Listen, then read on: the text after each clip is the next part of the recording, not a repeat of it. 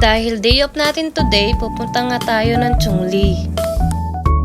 Ako nga pala si MC, isang OFW dito sa Taiwan. At dito nga guys, kami ay nagmotor na laang papuntang Chungli. Mas malaki kasi ang matitipid natin guys kapag tayo ay magmumotor na laang papuntang Chungli. Dito kasi sa Taiwan guys, napakamura laang ng gas. Kaya ang ipay mo ay napakasulit na, sobrang dami mo nang mapupuntahan dito. Ang kagandahan nga dito guys sa Taiwan ay kapag ikaw ay nakamotor ay napakaganda ng tanawin mo.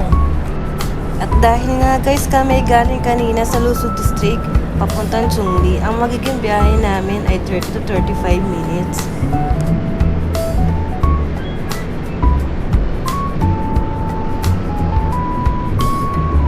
At habang palapit na nga kami sa Chungli, ay iniisip ko na kung saan ako magpapark dito. At dahil nga Sunday ay sigurado marami na nakapark.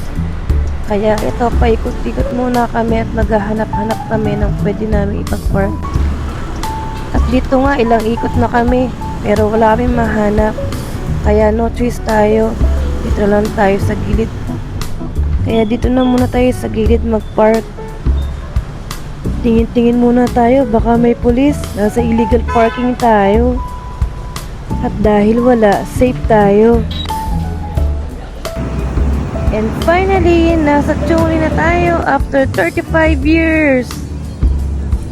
Sigurado, halos na mga OFW dito sa Taiwan ay nakapunta na dito. Dito kasi guys ay maraming store na pwede mong bilihan ng gamit.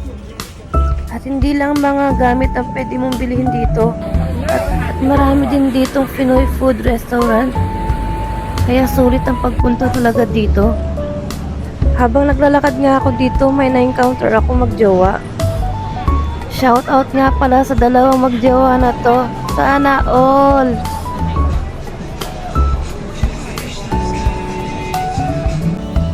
At dahil nga nagutom na ang mga baboy, dito lang muna kami sa Grabe kakain. Tatry nga namin ulit kung masarap na ba ngayon ang kanilang pagkain.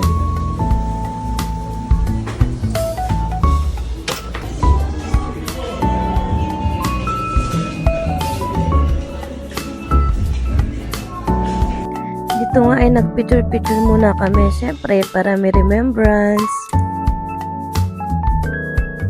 Yun lang guys. See you on next video. Bye!